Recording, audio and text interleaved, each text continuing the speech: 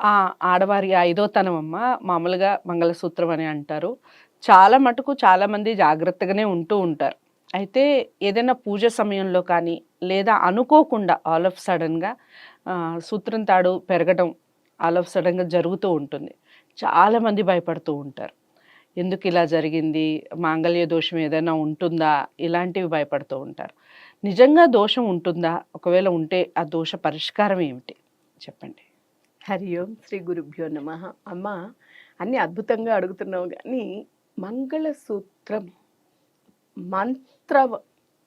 మంత్రంతోని అంటే మాంగళ్యధారణ జరిగేటప్పుడు వేద మంత్రాలతో కూడుకుని పెళ్లిలోని మంగళసూత్ర ధారణ అనేది చేస్తారు. హ్మ్.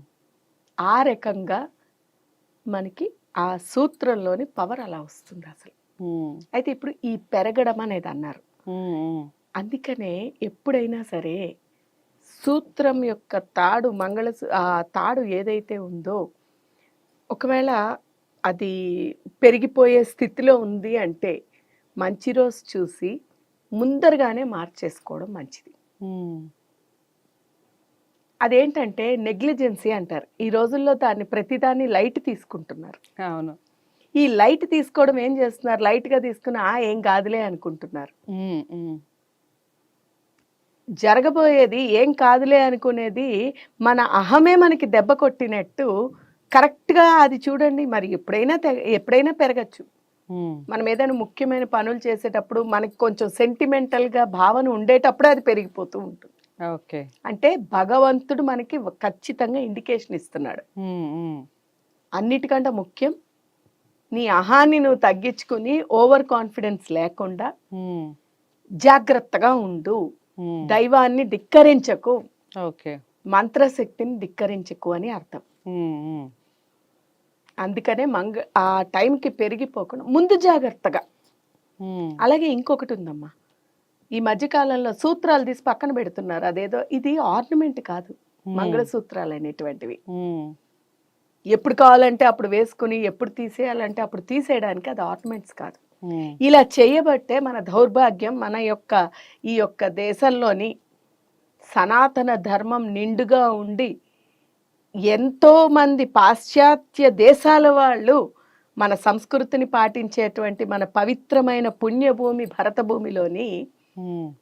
అంత అమూల్యమైనటువంటి ఈ యొక్క సాంప్రదాయాన్ని గట్టు పెడుతున్నారు కాబట్టే ఈ రోజుల్లోని సంసారాలు కూడా ఎక్కడ చూసినా ఇప్పుడు చూడండి ఏ హ్మ్. కేసు ఉందయ్యా అంటే కోర్టు అంటున్నారు. హ్మ్. మిగిలిన కేసులు అన్నిటికంటే ఇప్పుడు ముఖ్యంగా వచ్చేటువంటివన్నీ కూడా ఈ యొక్క డైవర్స్ కేసులే. రైట్. ఈ డివోర్స్ కేసులకు కారణం మనం మంగళసూత్రం అనేటువంటి దాన్ని లైట్ తీసుకోవడం. అది ఆర్నమెంట్ కాదమ్మా. హ్మ్. హ్మ్. ఈ ఆర్నమెంట్‌గా ఎప్పుడైతే భావిస్తారో హ్మ్. ఇంక అప్పుడు పెరిగిపోతే ఏముంది? ఏముంటే ఉంది? అంటే మనకేదో చెడు జరుగుతుంది అనేసరికి ఒక భయం పుడుతుందా? హ్మ్. దాన్ని ఆర్నమెంట్‌గా చూసినోడు అది పెరిగితే ఏముంది? ఏమైతే ఏముంది మనకి? హ్మ్. ఫస్ట్ దాని యొక్క అర్థాన్ని తెలుసుకోవాలి. హ్మ్. చాలా పవిత్రమైనటువంటిది. హ్మ్. మనము దీన్ని తీసుకున్నట్టయితే మనము ద్వాపరంలోని కృష్ణుని తీసుకుందాం. రాధాకృష్ణులు ప్రేమకి ప్రతిరూపాలు. అవును. ప్రేమ అనేసరికి రాధాకృష్ణులే గుర్తొస్తారు రైట్. మనకి. అవునా? కానీ ఆయన ఎప్పుడు రాధతో కాదు. అంటే ఆయన హృదయంలో రాధ కొలువై ఉన్నప్పటికీ హ్మ్. రుక్మిణి, సత్యభామ వీళ్ళ అష్టభార్యలకు ఎక్కువ ప్రాధాన్యత కూడా ఇచ్చారు. హ్మ్. హ్మ్. తులాభారంలోని కూడా ఈ రుక్మిణీదేవి ఆవిడ ఓడిపోయింది కారణం ఏమిటి? అహంకారం అనేటువంటిది రావడంతో. హ్మ్. అంటే మరి మాంగళ్యం యొక్క పవర్ ఎంతుంది చూడండి. హ్మ్. రుక్మిణీదేవి వచ్చి మనస్ఫూర్తిగా ఒక తులసి దళం వేసేసరికి బ్రహ్మాండంగా జరిగింది. ఎందుకు? మాంగళ్య బలం యొక్క శక్తి, అలాగే ఒక భార్యగా తన స్థానం, ఆ విలువలు అవన్నీ రుక్మిణీదేవి నిలబెట్టింది కాబట్టే ఆవిడకంత శక్తి, ఆవిడకంత పవర్. హ్మ్. ఎప్పుడైతే మీకు పవర్ వస్తుందో హ్మ్. దాని విలువ తెలుసుకుంటామో హ్మ్. దాని జాగ్రత్త మనం తీసుకుంటాం. ఓకే. ఆవిడ ఆ రకంగా పూజించింది కాబట్టే పతియే ప్రత్యక్ష దైవం అన్నారు. ఇప్పుడు ప్రతిదీ లైట్ తీసుకుంటున్నాం. దేనికి కారణం లేకుండా ఏమీ లేదమ్మా. మన పూర్వీకులు చెప్పిన ప్రతి దాంట్లో అర్థం పరమార్థం చాలా ఉంది. అందుకనే మాంగళ్యం చాలా ముఖ్యమైనటువంటిది. కృష్ణుడు రుక్మిణీదేవిని వీళ్ళని వదిలేసి అయితే రాధ దగ్గరికి వెళ్ళిపోలేకపోయాడు కదా.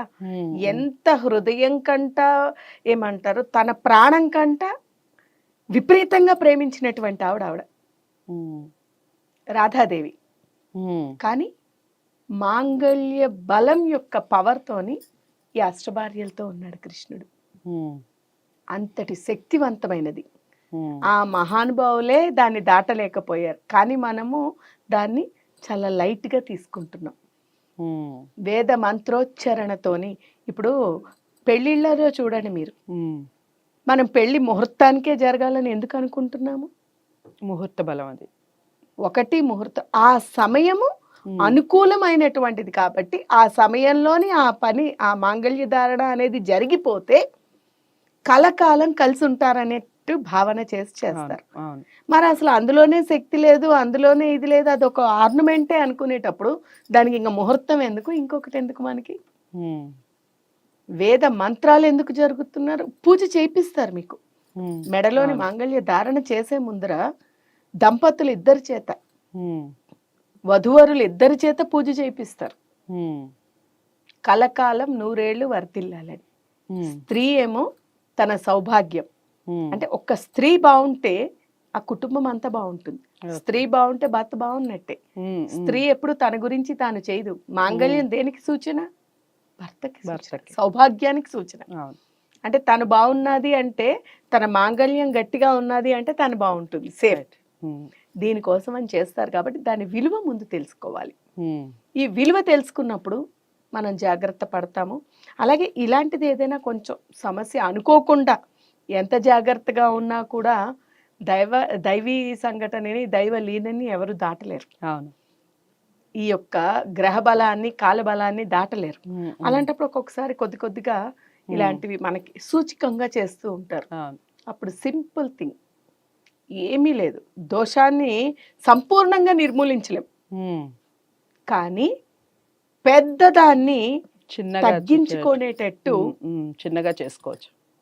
దైవం మాంగళ్యానికి ఆ పరమేశ్వరి పాదాలు పట్టుకుని, అమ్మ పాదాలు పట్టుకుని తన యొక్క మాంగళ్యాన్ని, తన సౌభాగ్యాన్ని నిలపమని అమ్మవారికి చేసుకుంటే తత్శాంతి జరుగుతుంది ఖచ్చితంగా.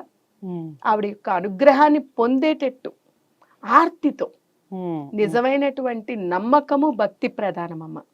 ఈ నమ్మకం భక్తితో ఆర్తితో అమ్మని కనుక వేడుకున్నట్టయితే ఖచ్చితంగా దాని నుంచి నిర్మూలన చేస్తుంది. రైట్, చాలా చక్కటి వివరణ ఇచ్చారమ్మా మంగళసూత్రాలకు సంబంధించి. సో ఈ మంగళసూత్రాలకు సంబంధించి చాలామంది చాలా రకాలుగా డౌట్స్ ఉంటాయి ప్రతి ఒక్కళ్ళకి. కాకపోతే మనకి జరిగే ఈ ప్రమాదాల నుంచి మనం బయటపడాలి అంటే పరిష్కారం వెతుక్కోవాలి ముందు. ఆ పరిష్కారం ఈ వీడియో ద్వారా అందరికీ లభించిందని నేను అనుకుంటున్నాను. తప్పకుండా ఒకసారి పాటించి చూడండి. మీకు ఇలాంటి డౌట్స్ ఇంకేమన్నా ఉంటే తప్పకుండా కామెంట్ బాక్స్లో తెలియచేయండి. ఇలాంటి వీడియోస్ ఏమన్నా కావాలి అన్న ధర్మ సందేహాలకు సంబంధించి తప్పకుండా కామెంట్ బాక్స్లో తెలియచేయండి. దానికి సంబంధించిన వీడియో చేసే ప్రయత్నం చేస్తాం. నచ్చింది కదా వీడియో? నచ్చితే తప్పకుండా లైక్ చేసి షేర్ చేయండి. ఛానల్ని సబ్స్క్రైబ్ చేసుకోండి. మరో మంచి అంశంతో మళ్ళీ మీ ముందుకు వస్తాను. నమస్తే.